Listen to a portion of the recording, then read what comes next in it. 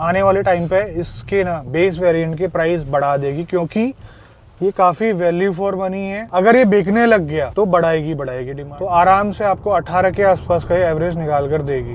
आज की वीडियो में गाड़ी है सिर्फ 12 लाख की ऑन रोड, और लंबाई चौड़ाई क्रेटा के बराबर है उस गाड़ी की, और बहुत सारे आपको उसमें फीचर्स मिल जाते हैं। और वो गाड़ी का है बेस मॉडल और बहुत ही ज्यादा वैल्यू फॉर मनी। वो गाड़ी है आपकी हाई राइडर का ये ई वेरिएंट है, बेस रोहन की गाड़ी है, बेस वेरिएंट आप इसको कह सकते हैं। इसमें सिर्फ आपने एक चीज लगानी है, वो है म्यूजिक सिस्टम, और बाकी सारा कुछ मिलता है। क्या क्या मिलता है आपको यहाँ आओ। किसी बेस वेरिएंट में आपने पुश स्टार्ट बटन देखा है क्या? वो मिलेगा। और उसके बाद सीटों को आप जो है हाइट एडजस्ट कर सकते हैं, सीट की, आप ड्राइवर सीट की। उसके बाद स्टीयरिंग में जो है कंट्रोल मिलते हैं म्यूजिक के। पीछे आपको आर्मरेस्ट मिलती है, और ड्राइवर के लिए भी आपको आर्मरेस्ट मिलती है। सीटें 60-40 भी हो जाती है, 60-40 फोल्डेबल है। पीछे वाली जो सीट है उसमें आपको हेडरेस्ट भी मिलेगा। शार्क फिन एंटीना देख सकते हैं आप ऊपर, और DRL भी मिलती है। और ये गाड़ी है मात्र 12 लाख रुपए की, और ये एक बहुत अच्छी फैमिली कार आपके लिए हो सकती है। और रोहन ने ये गाड़ी क्यों ली, लेने के बाद क्या है इसका हिसाब किताब, वो पूछ लेते हैं। रोहन एक बात बताओ, ग्रैंड विटारा वो क्यों नहीं ली? वो भी बेस वेरिएंट आता है उसमें, वो भी सेम था, वो क्यों नहीं ली? वो सर एक्चुअली अवेलेबल ही नहीं हो पा रही थी सबसे पहले वो गाड़ी। उसमें भी ये था कि मतलब 1 लाख की एसेसरीज लो और गाड़ी ले जाओ, तो वो वैसे ही ओवर बजट जा रही थी।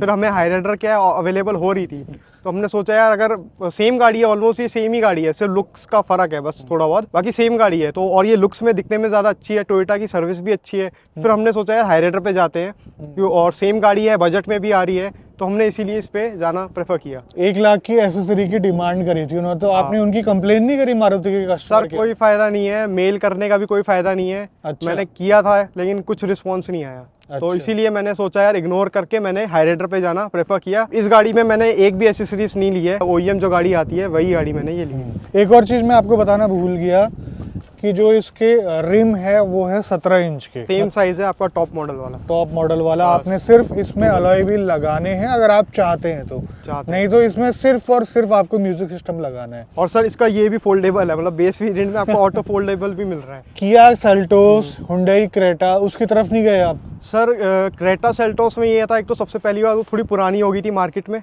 और ऊपर से जो हमारा बजट था 12 लाख का बजट था, उसमें वो आ भी नहीं रही थी। इसका बेस वेरिएंट में 6 महीने की वेटिंग थी, और 6 महीने सर हम नहीं रुक सकते, हमें चाहिए थी गाड़ी महीने भर के अंदर। एक तो नई मार्केट में आई है, इस गाड़ी को मैं देखने भी गया था जब ये गाड़ी लॉन्च हुई थी, पसंद भी आ गई थी। फीचर्स इसमें इतने सारे ना बेस मॉडल में, तो आपको उस गाड़ी में मिलेंगे भी नहीं, इसके टॉप मॉडल में जाके मिलेंगे जिसमें बेस मॉडल में फीचर्स है। अच्छा, अब बात यहाँ पर ये आई है कि आपने गाड़ी क्यों ली?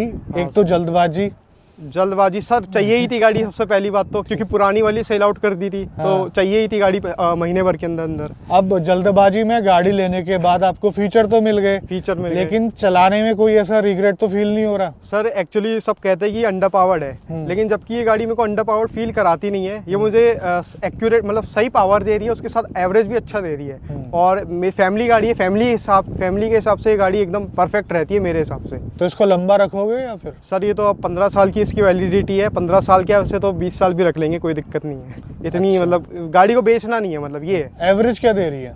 एवरेज सर ये गाड़ी अगर मैं इस फरीदाबाद की बात करूं तो यहाँ पे मुझे लाइट ट्रैफिक में 17 से 18 दे देती है एज पर MID। लेकिन अगर मैं दिल्ली के मेजर ट्रैफिक में जाता हूँ तो 13.5 14.5 अपना रहता है मेजर ट्रैफिक में AC के साथ, और हाईवे में 23 के आसपास ही आराम से दे देती। तो कहने का मतलब है ये गाड़ी कम पैसों में अच्छी वैल्यू प्रोवाइड कर रही है, और साथ के साथ इसके अंदर जो फ्रेग्रेंस है वो भी अच्छी हम कर दें तो कितनी बढ़िया बात होगी। तो उसके लिए मैं इस्तेमाल कर रहा हूँ इन्वॉल्व 1 का मोहितो लेमन। अगर आप इसको गाड़ी में खोल देते हैं तो आपकी गाड़ी के अंदर का जो माहौल है वो ऐसा हो जाएगा, आप फील करेंगे आप बीच के किनारे कोई कूल ड्रिंक पी रहे हैं, इतना ये गाड़ी को फ्रेश कर देती है। और ये 40 से 45 दिन बड़े प्यार से चल जाता है। इसको आप रेगुलेट भी कर सकते हैं, और अच्छी बात ये है कि ये स्पिल प्रूफ है। इनकी बहुत सारी फ्रेग्रेंसेस आती है, आप ट्राई करोगे आपको काफी अच्छी लगेंगी, और मैंने डिस्क्रिप्शन में लिंक दिया हुआ है, वहां से आप परचेस कर सकते हैं। इस टाइप के परफ्यूम भी मिलते हैं, यहाँ पर स्प्रे वाले परफ्यूम भी मिलते हैं, यहाँ पर जेल बेस्ड परफ्यूम भी मिलते हैं। आप ट्राई जरूर करना, काफी लोग रिपीट भी कर रहे हैं इसको।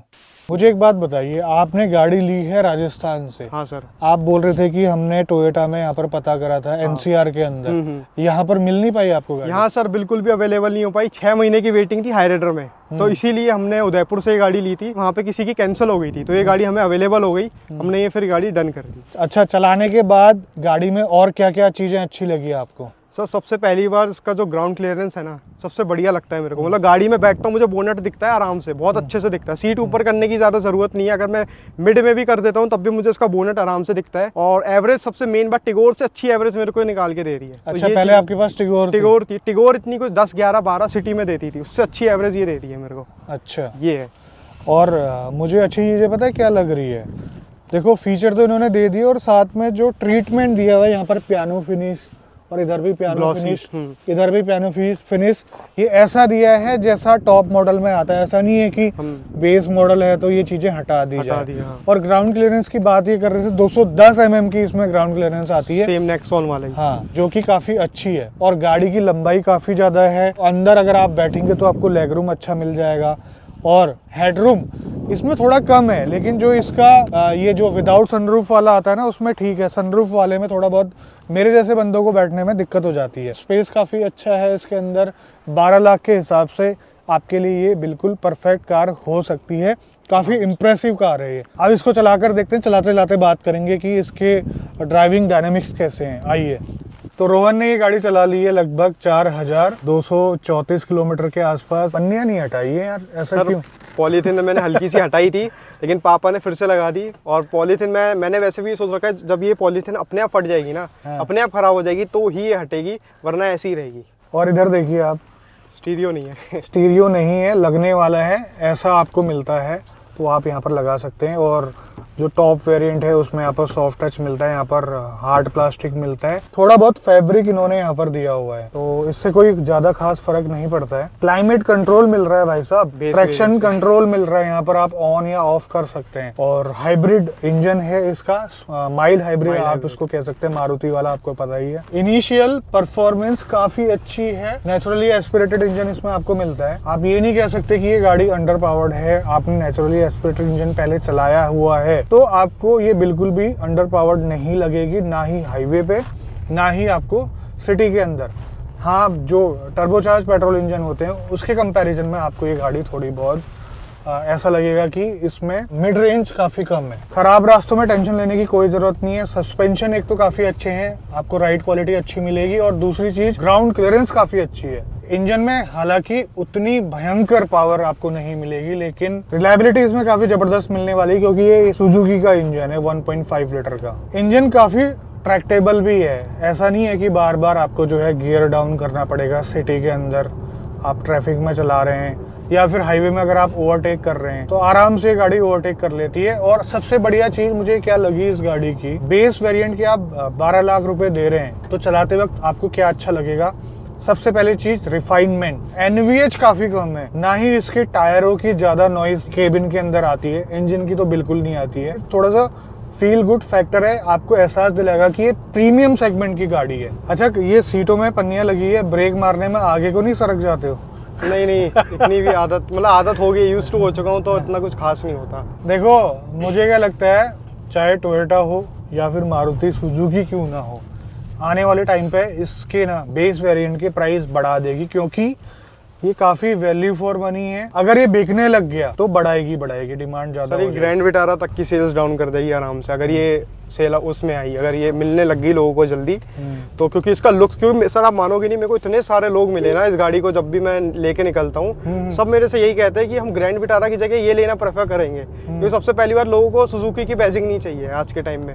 जो लोग मेरे से कह रहे हैं, एस क्रॉस के ओनर तक ने मेरे से ये कह दिया कि सर सेम गाड़ी है तो मैं ग्रैंड विटारा की जगह हाईराइडर लूंगा, सेम गाड़ी आ रही है तो इसीलिए मेरे को लगता है अगर ये टोयोटा वाले इसकी प्रोडक्शन बढ़ा दे तो मेरे को लगता है ग्रैंड विटारा तक की सेल्स डाउन कर देगा आराम से। वैसे आगे फ्यूचर में क्या क्या करवाने का प्लान है आपका? सर, इस गाड़ी में सिर्फ और सिर्फ टच स्क्रीन, रिवर्स कैमरा और अपना पार्सल ट्रे, और हेडलाइट इतनी कुछ खास नहीं है, इतना मजा है नहीं इसकी हेडलाइट में, तो उसका हेडलाइट का अपग्रेडेशन करूंगा और इसमें एलॉय व्हील्स बस, और इस गाड़ी में कुछ कराने की ज़रूरत ही नहीं है। सीट कवर जैसे कि अगर पॉलीथीन अपने आप हट जाती है तो मैं लगवा लूँगा, बस इस गाड़ी में और कोई कराने की ज़रूरत नहीं है। मेरे हिसाब से आपको पॉलीथीन हटा लेनी चाहिए, क्योंकि ये थोड़ा सा हार्मफुल रहती है हाँ, जब वो आपकी गाड़ी समझिए गर्म धूप में जब खड़ी रहती है, तो उस हिसाब से ये भी बात आपकी सही है। स्टेबिलिटी के मामले में सर जैसे मेरी टिगोर चलती थी ना, जैसे मेरी टिगोर स्टेबल रहती थी वैसी ही ये रहती है, बस इसमें थोड़ा सा स्टीयरिंग का लगता है मेरे को इशू, थोड़ा सा मतलब कि थोड़ा और अच्छा हो सकता था गाड़ी के हिसाब से।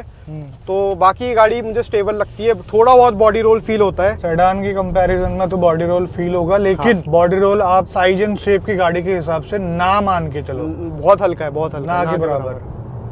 100 तक पहुंचने में कोई स्ट्रेस नहीं ले रही है यार ये। सर ये आराम से 12 से 13 सेकंड के अंदर ये 0 to 100 हो जाती है बिना एसी के। अच्छा 0 to 100 करा है क्या? हाँ सर करा है 12 से 13 सेकंड में आराम से हो जाती है। देखो हाईवे पे आप एक अच्छी स्पीड इस गाड़ी पे मेंटेन कर सकते हैं अगर आपको लॉन्ग ट्रिप करनी है, तो फैमिली कार के तौर पे 12 लाख में एक अच्छी कार है। बिल्ड क्वालिटी कैसी लगी? सर बिल्ड क्वालिटी जैसे कि मैं टाटा की गाड़ी से आया हूँ, हाँ। तो उसका गेट एक बार बंद करता था तो एक बार में बंद हो जाता था।